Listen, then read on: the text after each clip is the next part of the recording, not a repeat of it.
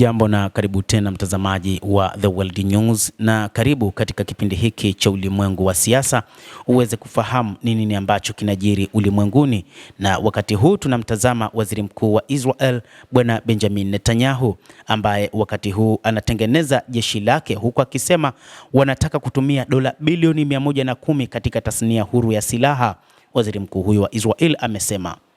Waziri mkuu huyo anasema lengo ni kujenga sekta huru ya silaha kwa taifa la Israel na kupunguza utegemezi kwa nchi yoyote ikiwa ni pamoja na washirika. Netanyahu alisema wakati wa sherehe za kuhitimu kwa marubani wa anga wa jeshi la Israel. Hata hivyo amesema kwamba katika nyakati ambazo ni ngumu kwa Israel ni wakati ambapo inapigana na Iran, hasa katika vita vya siku 12, na hivyo taifa hilo la Kiyahudi lazima lijipange upya kwa ajili ya mapambano mengine yajayo. Waziri Mkuu Benjamin Netanyahu alisema hayo mnamo Jumatano kwamba Israel itatumia shekeli bilioni 350 sawa na dola bilioni 110 kutengeneza silaha za bluu na nyeupe ili kupunguza utegemezi kwa nchi za kigeni. Niliidhinisha pamoja na waziri wa ulinzi na waziri wa fedha kiasi cha shekeli bilioni 350 sawa na dola bilioni 110 katika muongo mmoja ujao kujenga tasnia huru ya silaha za Israel, Netanyahu alisema wakati wa sherehe hizo. Tutaendelea kupata vifaa muhimu huku tukijihami kwa kujitegemea, aliendelea.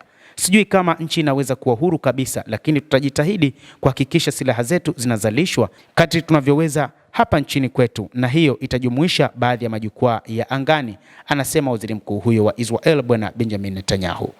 Mipango ya Netanyahu ni kuifanya Israel kujitegemea zaidi na kutotegemea silaha kutoka nje. Hata hivyo, katika vita ambavyo Israel imepigana hasa katika eneo la ukanda wa Gaza na maeneo mengine, ilitumia silaha nyingi za ndani na silaha kutoka nje.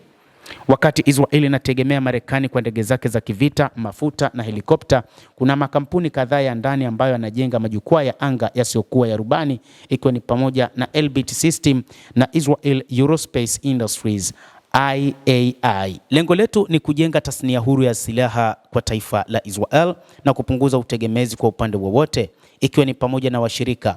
Watu wenye akili timamu katika tasnia yetu ya ulinzi wana kazi ngumu kutengeneza mifumo ya silaha ambayo itahakikisha faida ya Israel katika uwanja wa vita katika siku zijazo, anasema waziri mkuu wa Israel Bwana Benjamin Netanyahu, akisisitiza kwamba mipango ya Israel ni kuwa na jeshi imara zaidi ulimwenguni kuliko namna yoyote katika siku zilizopita. Amesema hivyo waziri mkuu Benjamin Netanyahu akizungumza katika hafla hiyo. Israel inakabiliwa na vikwazo vya silaha wakati wa vita vya Gaza. Wakati wa vita kati ya Israel na Hamas, nchi nyingi ziliweka vikwazo mbalimbali vya mauzo ya kijeshi kwa Israel kama vile vikwazo vya silaha. Nchi hizo zilijumuisha nchi rafiki kama Ujerumani, Uingereza na hata Marekani kwa muda mfupi chini ya utawala wa Biden. Uhispania iliidhinisha marufuku ya jumla ya silaha kwa Israel ambayo inakataza nchi ya Ulaya kusafirisha nyenzo zozote za ulinzi au bidhaa za matumizi mawili au teknolojia kwa Israel na uagizaji wa silaha zozote kwa Uhispania. Waziri Mkuu wa Uhispania Pedro Sanchez ameviita vita vya Gaza kuwa ni mauaji halaiki na ametoa wito wa kupiga marufuku mtu yeyote ambaye ameshiriki moja kwa moja katika vita hivyo kuingia nchini mwake. Hata hivyo, data rasmi ya biashara inaonyesha kwamba Hispania inaendelea kununua silaha kutoka Israel kufikia euro milioni 7 mwaka 2024 na euro milioni 10.2 katika mwanzo wa mwaka 2025.